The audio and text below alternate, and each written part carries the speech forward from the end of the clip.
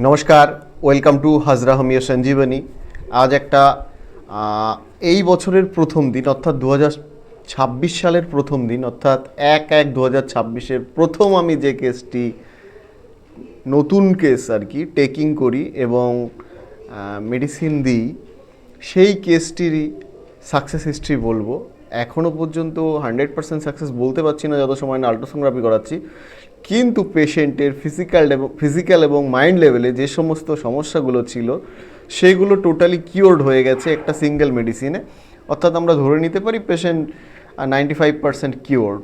তো আরও কিছুদিন চলার পরে মেডিসিন আমি ওনাকে ইউএসজি করাবো, অতঃপর আমি কনফার্ম করবো যে 100% সাকসেস আমি পেয়েছি। তো কেসটা ছিল, দেখুন একটু বলি পেশেন্টের মেন সমস্যা কী ছিল, আপনারা একটু পেশেন্টের মুখ থেকেই শুনে নিন। উনি তেমন কখনো ক্যামেরার সামনে আসেন না, যার জন্য ওনার বলতে অনেক অসুবিধা বা হিচকিচানি বোধ হচ্ছিল, যার জন্য আমি বেশিরভাগ সিমটমগুলো বলে দিলাম যেগুলো আমি ওই সময় কালেক্ট করেছিলাম। তো মেইন যদি আসি আমি, তো আপনারা শুনে নিন যে এনার কী সমস্যাগুলো ছিল। তোমার সমস্যা কি কি ছিল? তুমি যখন 1/1/2026 আমার কাছে এসেছিলে দুটো রিপোর্ট করিয়ে এনেছিলে। একটা হচ্ছে 22/12/25 যেটা প্রস্রাবের ইউরিনের কালচার করানো ছিল, সেখানে দেখা গেছিলো ইকোলাই ব্যাকটেরিয়া ছিল, হ্যাঁ 90,000 CFU/ml। আর একটা রিপোর্ট ছিল 18/8/25 6 mm একটা পাথর ছিল, লেফট ইউরেটারে ছিল। আর ওই সময় তুমি অন্য যে ডাক্তার দেখিয়েছিলে তারা CECT করতে দিয়েছিল, কন্ট্রাস্ট এনহেন্সড সিটি স্ক্যান করতে বলেছিল এই সমস্যার জন্য। তারপরে আসলে যখন তখন সমস্যা কী কী ছিল আমাকে যেগুলো বলেছিলে আমি বলছি। তোমার তল পেটে বিশেষত ব্যথা ছিল, পেইনটা ছড়িয়ে মানে এই ব্যথাটা পেছনের দিকেও যেত, আর প্রস্রাব ফোটা ফোটা আসতো, তখন প্রবল ব্যথা হতো। প্রস্রাবের সময় জ্বালা ছিল, প্রস্রাবের পরে জ্বালা ছিল। এছাড়া প্রস্রাব তুমি গ্লাসে ধরেও দেখেছো, তার মধ্যে রক্তের কণা দেখা যাচ্ছিল, লালচে হয়ে যাচ্ছিল পুরো। আর কিছু কিছু সময় তোমার প্রস্রাব পুরো বন্ধ হয়ে যাচ্ছিল, মানে প্রস্রাব আসছিলই না, তাই তো? এই ছিল মেইন সমস্যা। তো তখন তোমাকে ওষুধ দেওয়া হয় 1/1/2026। তারপরে তুমি আসলে, এখন তুমি কেমন আছো? এখন মোটামুটি প্রস্রাবে জ্বালা আছে? না, প্রস্রাবে কোনো জ্বালা নেই। প্রস্রাবে বাধা? কোনো বাধা নেই। ব্যথা আগের মতো আছে কিছু?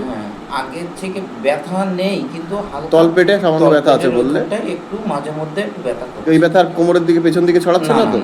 শুধু সামনের ওই তলপেটটার কাছটা। তাছাড়া রক্তে প্রস্রাবে আর রক্তও আসছে না? না, আর ব্লাড আসছে, ব্লাডও নেই, জ্বালাও নেই, প্রস্রাবে তেমন বাধাও আর তুমি এর মধ্যে খেয়াল করোনি কখনো। আস্তে আস্তে ওগুলো কমে গেছে, কিন্তু তলপেটে একটা সামান্য ব্যথা মাঝে মাঝে অনুভব হচ্ছে। ঠিক আছে, এটাই ছিল তোমার একদম অরিজিনাল কেস, তাই তো? সমস্যা আমরা আল্ট্রাসোনোগ্রাফি করাবো আর 2 মাস যাক তারপরে। তো দেখুন এই ছিল কেসটি। তো মেইন সমস্যা পেশেন্টের কী ছিল? প্রস্রাবে রক্ত, প্রস্রাবের সময় জ্বালা পোড়া, প্রস্রাবের পরেও জ্বালা, প্রস্রাব আটকে যাচ্ছে, প্রস্রাব ফোটা ফোটা আসছে, প্রচণ্ড অসহ্য ব্যথা লোয়ার অ্যাবডোমেনে। আর কি ছিল? এর সাথে সাথে উনি গ্লাসে কখনো কখনো ইউরিন ধরে দেখেছেন যে ব্লাড একদম লাল হয়ে যাচ্ছে ইউরিন, আমাকে এসে বললেন। তো এইগুলো ছিল মেইন কমপ্লেন। তো আমি ওনার ফিজিক্যাল, জেনারেল এবং মাইন্ড সিমটম নেওয়ার চেষ্টা করি, তেমন কিছু মাইন্ডে ওই সময় ইল কন্ডিশনে পাইনি। একটা অ্যাংশিয়াসনেস ছিল, আর একটা আমি রুব্রিক্স যেটা নিয়েছিলাম ডিসপন্ডেন্ট, ইল হিউমার্ড। ডিসপন্ডেন্ট কথার অর্থ হচ্ছে উনি এতটাই বিচলিত হয়ে গেছিলেন যে উনি CECTও করিয়েছেন এবং ভাবছিলেন যে কোথাও গিয়ে হয়তো আমি আর ঠিক হব না, এটাই আমার মৃত্যুর কারণ হয়ে দাঁড়াবে। সঙ্গে বার্নিং, কোথাও গিয়ে আমার আর্সেনিকও মনে হচ্ছিল।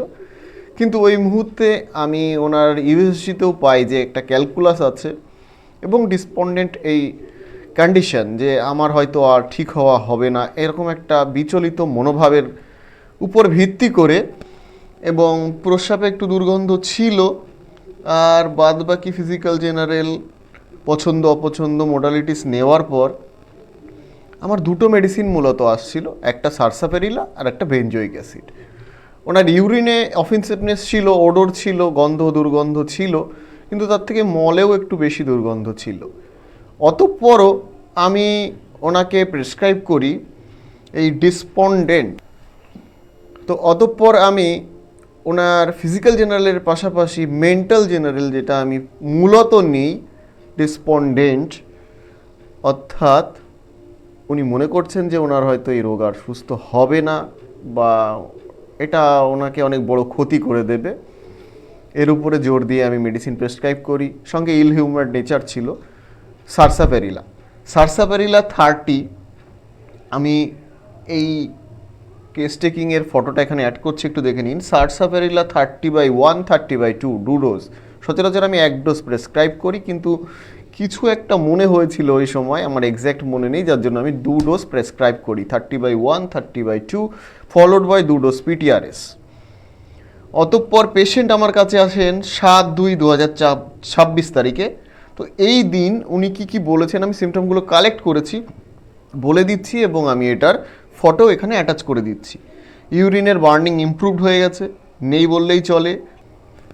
লোয়ার অ্যাবডোমিনালে যে পেইন ছিল সেই পেইনটা নেই, নো পেইন আমি লিখে রেখেছি। Blood on urine improved, no blood till now. আজ পর্যন্ত কোনো, অর্থাৎ 7/2/2026 তারিখ পর্যন্ত এর মধ্যে আর তার ব্লাড দেখা যায়নি, উনি গ্লাসে কিন্তু ধরেই দেখেছেন। অবস্ট্রাকশন অফ ইউরিন, যার কারণে ড্রিবলিং হচ্ছিল, সেটাও ইমপ্রুভ নেই, ফোটা ফোটা যে প্রস্রাব আসছিল।